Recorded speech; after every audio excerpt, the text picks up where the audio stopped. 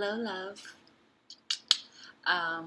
Welcome to we'll call it your midwinter tarot reading, um, February 2019. And I apologize if it's a little loud. The vent is right over my head and it's blowing right now. I kind of got the feeling that I needed to pull one of these to start our session. This is the Universe Has Your Back deck. And if you don't have this, I highly recommend grabbing it, ordering it, whatever you need to do. It's a really good one for pulling a daily card.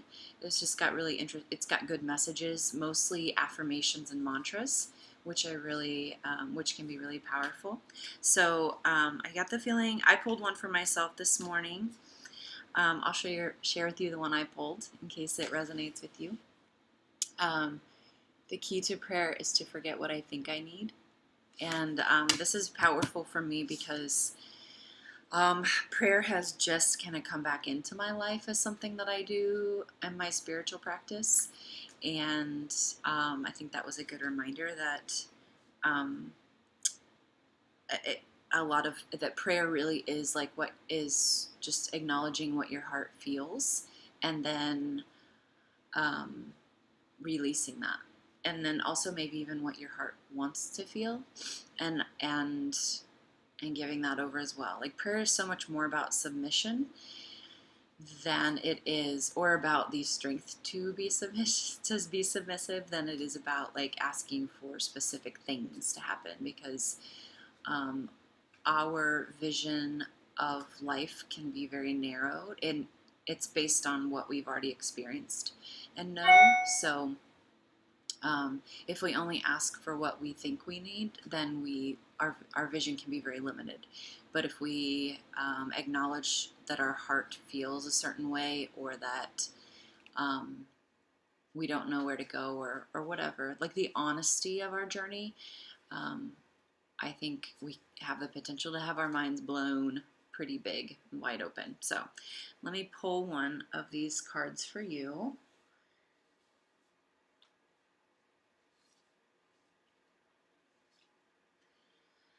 I think this is perfect for what you wanted some clarity on. My energy creates my reality. What I focus on is what I will manifest. So I'll let you do with that what you'd like. And I felt particularly drawn for your reading, to the Wildwood Tarot. This is a pretty pagan deck, honestly. A lot of pagan themes running through it, which just means that it's very nature-based and very grounded and earthy.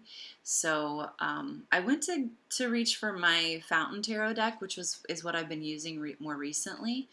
That is like my BFF, but for some reason, like my energy is like, there's like a block there. Like even I'm looking at the deck right now and it's like, no, and this one was calling to me, so this is what we're going to do.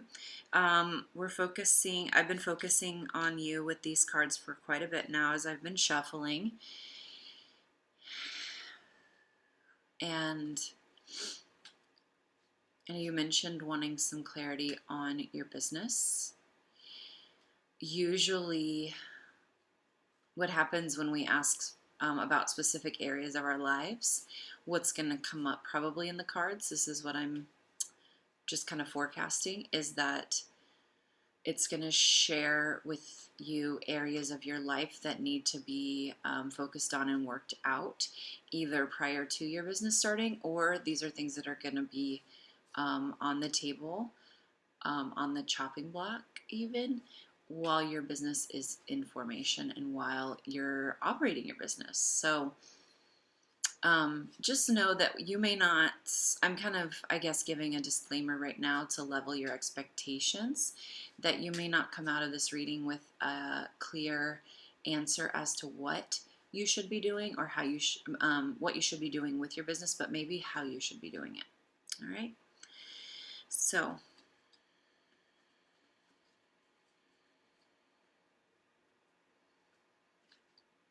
just preparing the deck.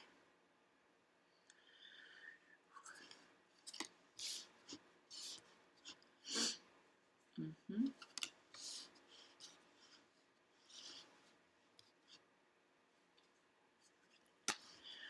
I've decided not to do reversal readings, and they've all come up in reverse. And that's the way that it is.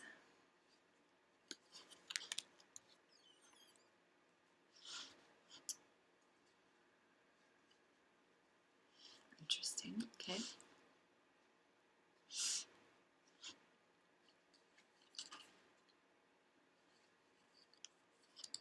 There's a lot. This is a lot.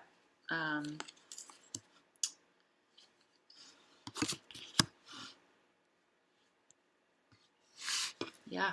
Okay. There's a lot here. I'm sorry you're going to get a reflection off my glasses. It kind of makes for my eyes not being as transparent, but I think that's just a reminder that this is a focus on the cards, not the vessel. So the message, not the vessel that it's coming through. It's a humbling reminder for me.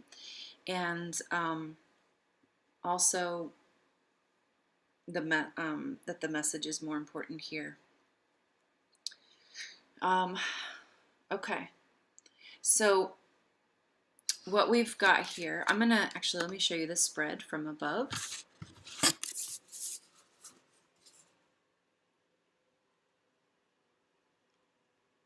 I'll let you kind of take that all in.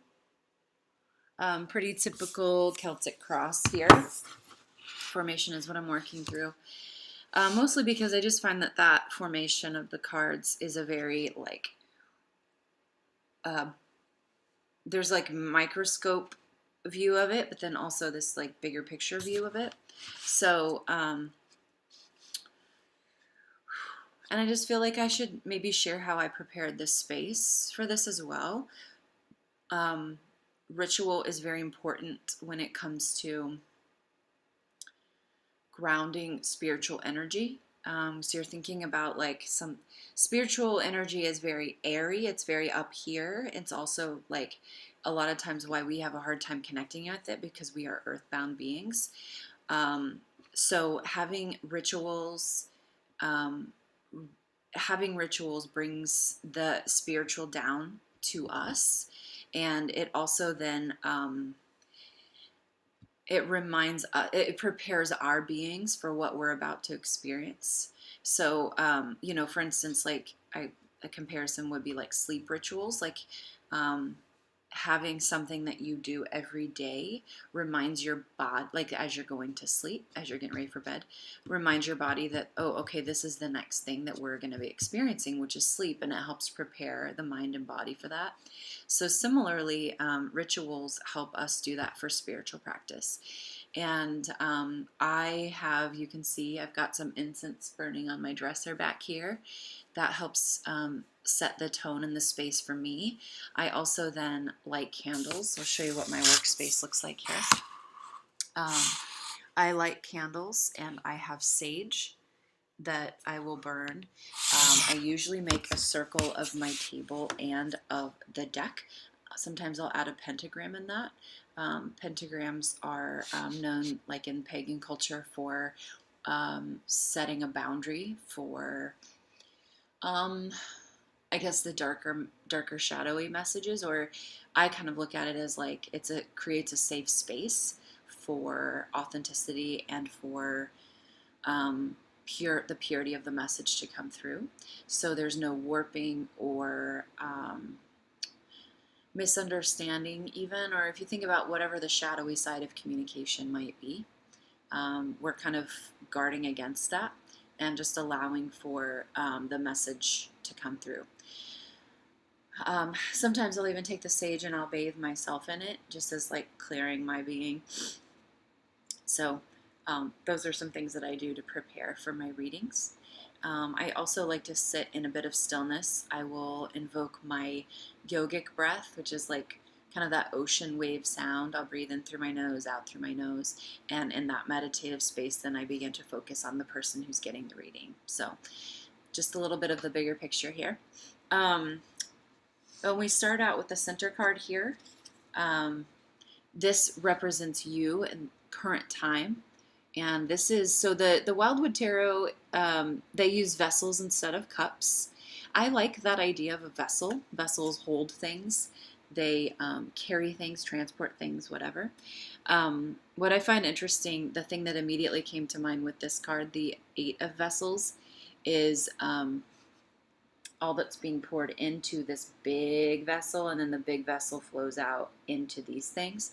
So I think this is okay. So this is you in current time. The immediate thought I got was you are really pouring yourself out, and to too many things. You're letting a lot of your energy spill out into too many other vessels, and it's draining you. Now, what is encouraging about this card to me is the top there, and that's all the vessels that are pouring into you. And so I think it's actually a perception thing. I think part of it is your energy does need to be scaled back so that you're only filling the appropriate vessels. And to be really honest, you're the only one who can know what that means or what that looks like, because this is part of Spirit's way of training you to recognize and discern. And so this is a really good space to begin asking where your energy should go, and then tuning into your heart and heeding what your heart tells you and trusting that. If your heart says, nope, it's time to withdraw your energy from that, it's time to withdraw your energy from that. Or, hey, it's actually time to start pouring into this or this person, this project, this thing, then heed that. I like to believe that our higher selves, which are these they're their spirit beings of our versions of ourselves, they can see further down the path than we can, and they are directly tuned to our heart. So when we listen to our heart and we hear, hey, you need to stop doing this, hey, you need to do this, you need to focus on this, hey, you need to rest, hey, you need to wait, there's a reason for that. And if I just trust that I'm being guided and I heed that, I usually see the reason play out. So there are two things there, okay? Who you were in your most recent past, Knight of Arrows. Arrows are synonymous with wands in this deck. So Knight of Arrows is the hawk here. And there's this sense, this is your most recent past, there's kind of this sense of shrewd, hunter-like vision where, you think about the hawk and they have a very discriminatory vision, and they only go after prey. They're only looking for certain prey, and they're also very wary of other predators because hawks can be hunted as well. So it's kind of this closed-eyed, squinty-eyed view. That's your recent past. Near future is the journey.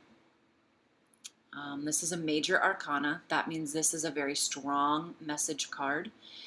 What I appreciate about this card is that it's a bit of an accurate reflection of what the journey looks like. There's a lot of death. There's a lot of this is a different predatory bird as well, a bird that feasts on the dead instead of hunting for the living. And so I just kind of get this vision that you're about to embark on a journey, and that's what's interesting about this one too. The current is that it's titled Rebirth. So you're in this moment in a special season of rebirth. You are about to embark on a journey, and this card is simply serving as a I won't say warning, maybe disclaimer that the journey ahead of you is not going to look like what you think it will look like. There will be life at the end, and it's interesting because that's actually the resolution card, the waters of life. There will be life at the end, but for now, there's going to be a lot of death, and death is often necessary to give give way for new life. Um, it's it's that cheesy, the cycle of life kind of thing, but it's actually really true. Is that death, in order for us to become new beings, things do have to die. And I don't think you're going to have to do any active work for that to happen. I think it's just going to naturally come with the territory. But I do think you need to be aware so that you're not discouraged. So that when death comes, you can see it as a gift and ask for greater clarity and greater perspective instead of allowing it to like stop you in your tracks. It's going to be very important that you keep going.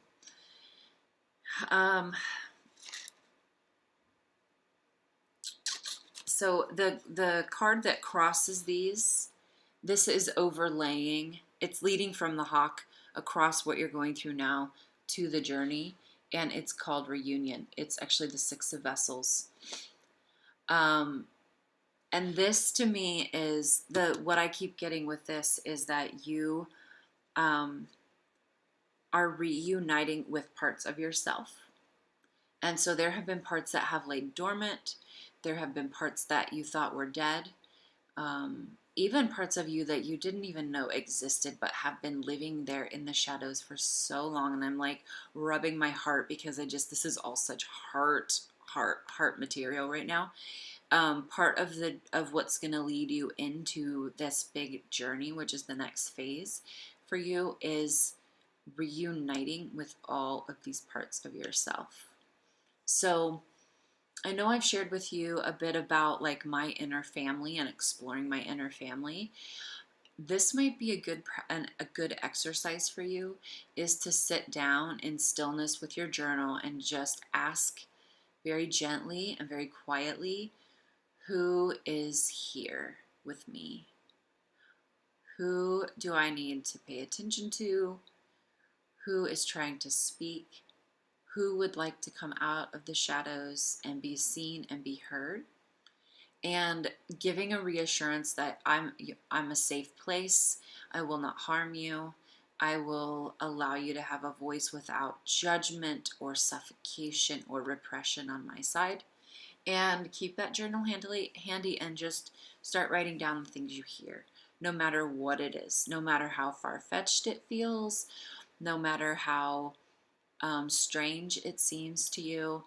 Just write it down, because I think over the course of your journey, it will start to make more sense. More things will come to light.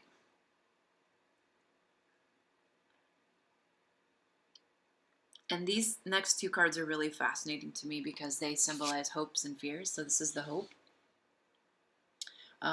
Two of Vessels, attraction. This is usually one that corresponds with the Lovers card. You have a lot of vessels in this. Like, you're a feeler, all right? You're a feeler. Or, as a Gemini, it's hard to access our feelings. We try to get there through our mind. And this, I think, is actually calling you to feel your feelings, to really tune into the feeling of them, not just the intellectual understanding of them. But then here's the fear card. And it's the King of Bows, which bows are the same as air. That's the arrows category. What strikes me is there are two beings working in harmony with one another. They have passion between them. They are filling the cups. Their hands at the top are touching. It's definitely the feminine and masculine versions of these animals. And then the fear, though, is there are these two. Actually, there are three snakes in this, but in my immediate visual, there are two.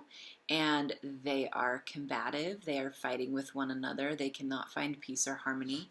So it's interesting that your hope is for attraction and unity and harmony, but your fear is that there will only ever be fighting and chaos and turmoil. And we're talking about inside of you right now, and we are talking about masculine and feminine energies. But what we know is true is that what happens inside of us plays out outside of us. And so the hope, you may carry this secret hope inside for attraction and harmony and vulnerability, safe space for vulnerability. But what you're seeing in your outer world is chaos and fighting and confusion. And so I can see why there's hope and then fear. And one of the things about The Alchemist that I really love is they touch on fear a lot. And they talk about how, actually, let me see if I can find it because I'd like to quote it.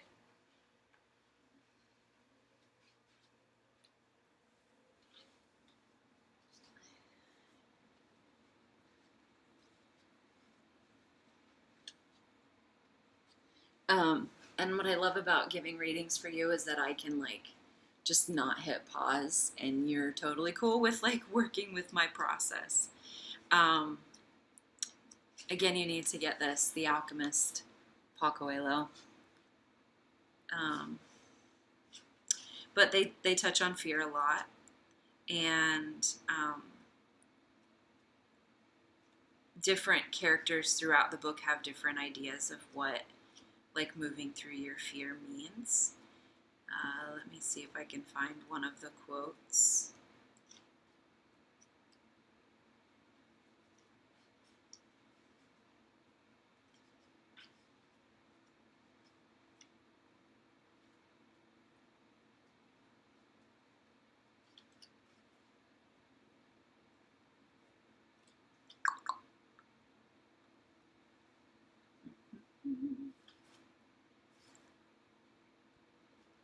So the one I'm thinking of, and I may not be able. Okay. This one hit me. So there's the boy. He's the main character, and then he's traveling. He travels to this oasis where the alchemist lives, and he's traveling with this Englishman. The Englishman has been studying alchemy for dozens of years, and he has come to learn from the alchemist. And he says he has thought as a student of alchemy, he has thought that the outward products of alchemy are the way you get to being an alchemist. That makes sense. So two of the products, the legendary products of alchemy, are, one is the Philosopher's Stone, which in Harry Potter, and I think I've mentioned this, is the Sorcerer's Stone, but it's it can turn any metal into gold. And then the other is the Elixir of Life, which is what's supposed to give you, eternal life, or eternal youth anyway. So, so when they get to the oasis, the Englishman finds that the alchemist is there, but he realizes the alchemist is not going to visit him until he's proven himself. And so he sets out to chemically turn lead into gold.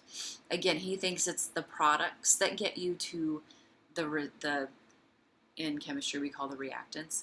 And he's kind of missing the boat, but he says this really profound line, and he says, so he started doing the alchemy project, and he says, "This is the first phase of the job," he said. "I have to separate out the sulfur. To do that successfully, I must have no fear of failure. It was my fear of failure that first kept me from attempting the masterwork. Now I'm beginning what I could have started 10 years ago. But I'm happy at least that I didn't wait 20 years." So there's a lot of concepts of fear in this book, in this story, especially about fear keeping us from doing the work that we know we need to be doing. And so however your fear is manifesting, I think in this, what this is saying is lean toward your hope and put your energies, this card, right? My energy creates my reality. What I focus on is what I will manifest. Focus on your hope, because this is a beautiful picture. And if you can focus on manifesting this, no matter what you're doing, career, relationship, personal growth, personal work, any of that. If you can manifest that, you're good. You're good to go, because that's beautiful. Um,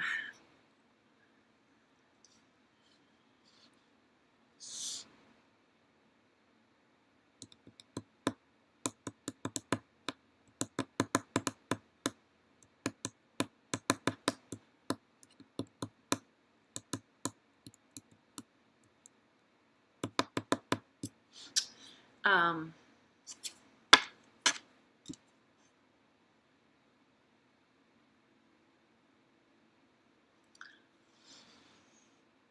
Celebrate the feminine. However you can do that or need to do that. I like that this celebration is a circle of women, and there's this sense of freedom and wildness and joy there, and vulnerability even. I think celebration and joy is a sense of vulnerability, being willing to acknowledge that there are things in your life worth celebrating, honestly, that you are worth celebrating, that you are worth being seen. And so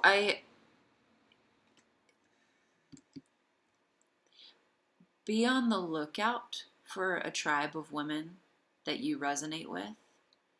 And I sense that this is going to be in your physical world.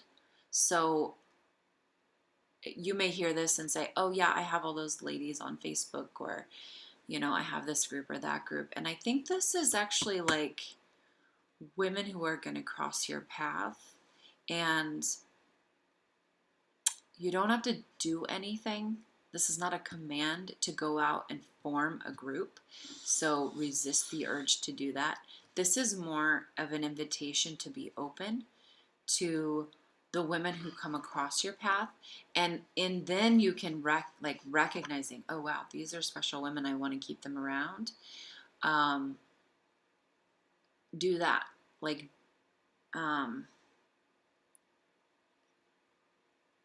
Acknowledge the moment as it's happening, and even if you aren't able to understand what that moment means, trust that something is building and it's for your greater good.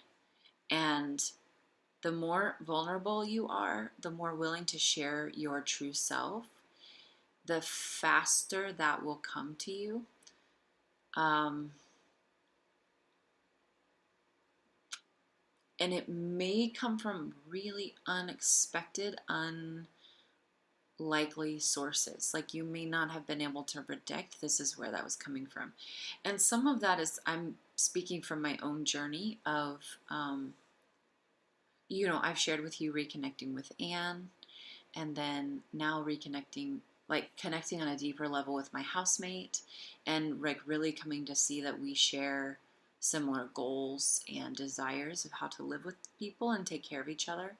And then her bringing another friend into the picture that just felt like soul sister, like kinship. And to be honest, I wouldn't say I was like super excited about spending the whole evening with other people. Like, I had just started my taxes and I was like, I got stuff to do. And it ended up being the best thing I could have done and the most needed. So even sometimes, and that was something I just played moment to moment.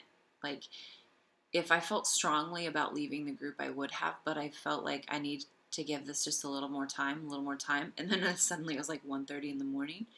So this may be where boundaries are important, absolutely, but this may be also a situation where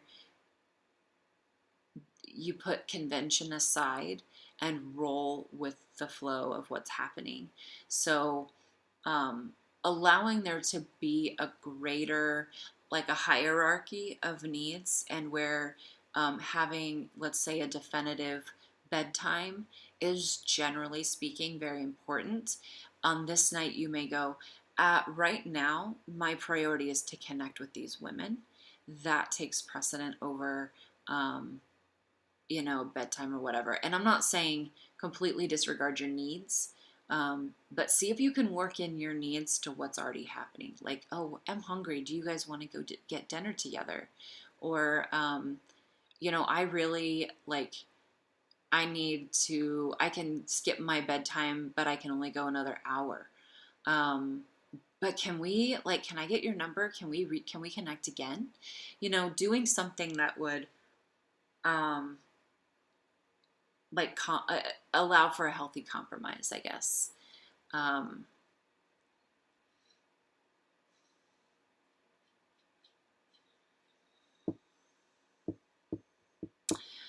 I'm going to skip this card because I'm not quite sure where it fits in yet. But one of the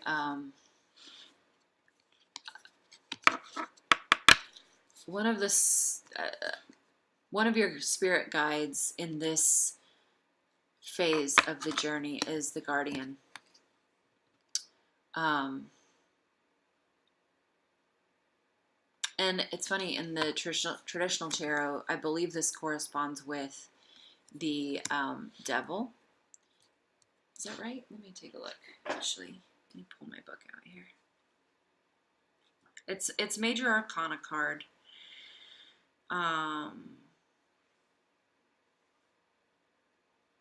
Yeah.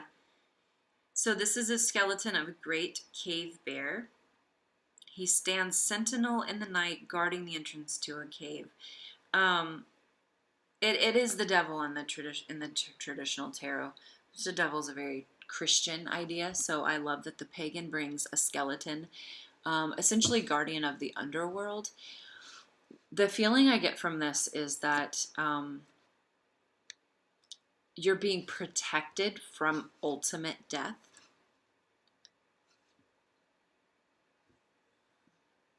And so when you sense that there is all this death happening, just know that you have higher forces looking out for you that are orchestrating and regulating the things that are going on. And so there will be times when it feels very overwhelming, but it's good to remember that you can even just relax in your overwhelm and say, I'm overwhelmed, I'm tired and need rest, because there are guides who are directing you and protecting you. You don't need to, it's easy when things are dying off to feel like you are dying. And I think this is just a reminder that you are not dying, you as a person. In fact, okay, here's this card plays in.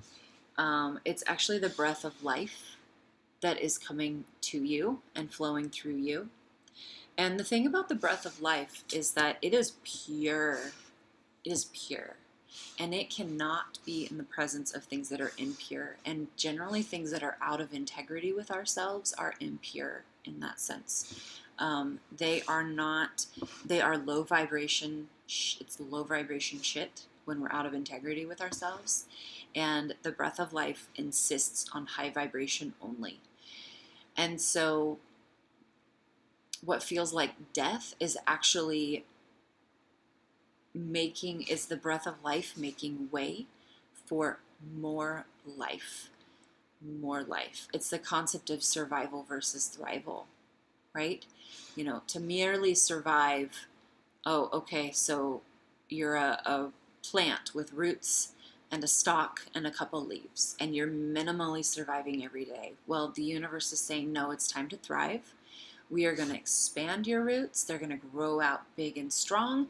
We are going to really pull that stalk up towards the sky, and you are going to have so many leaves you won't even be able to count, because it's time to thrive. And sometimes, unfortunately, in order to do that, we have to get rid of the pieces of ourselves that are no longer working and that are keeping us from our thrival destination. And that's, I think, why I love this as our resolution card, the waters of life.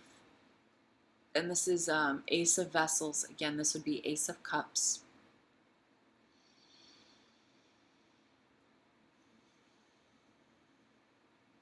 And to me, this is the idea that here's you right at the top.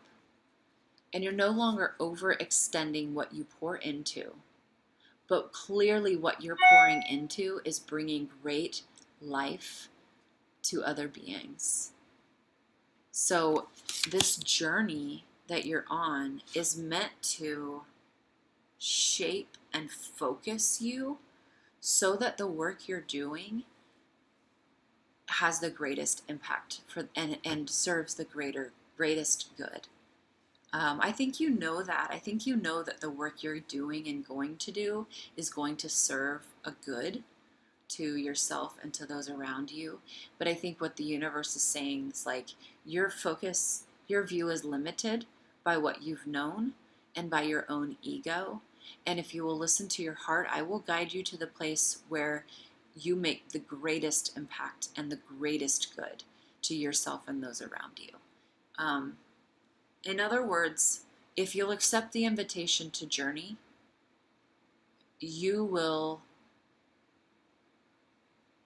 be refined, and your focus will be so honed in. You'll be sensitive, you'll be discerning, you'll be able to honor your heart in all things. And when you do that, the ego will naturally be submissive to the heart. So,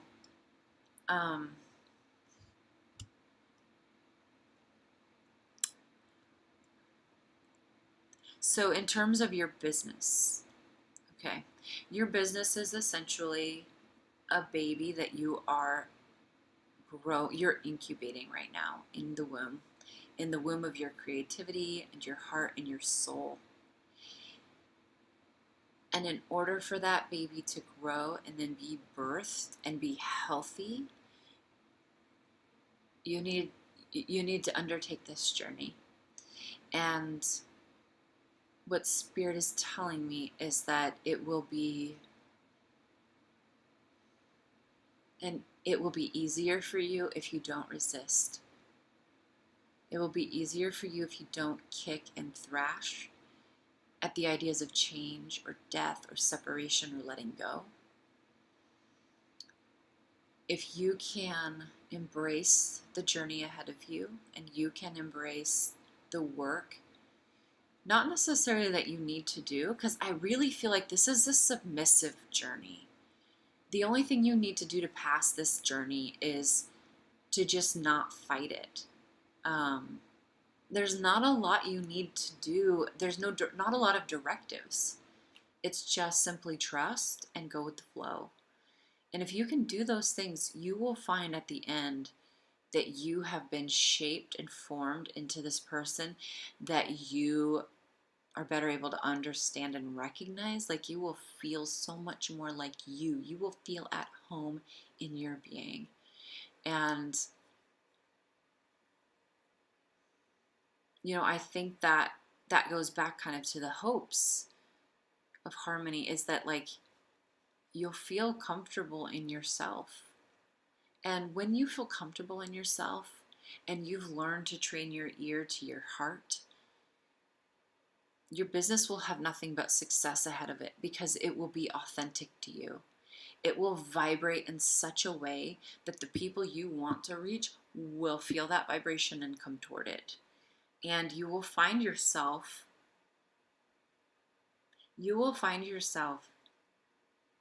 being introduced to and people wanting your services that you have always felt like, yes, this is who I want to reach. And they will just come to you. And I'm not saying, real world, you don't need to do like networking or marketing or anything like that.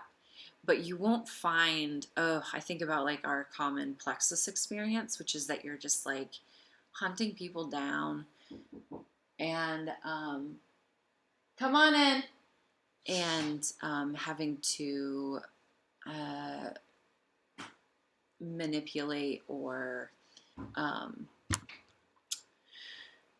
twist arms or anything like that. Like it will flow.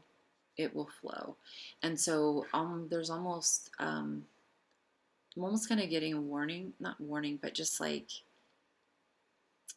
a directive to put your plexus experience out of your mind and to set it aside when you begin pursuing your business, because they will not be the same energy. They will not be the same. They will not play out the same way. So,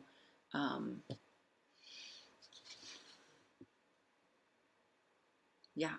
So that's what I have for you. I would love to hear your feedback, and look forward to talking to you soon.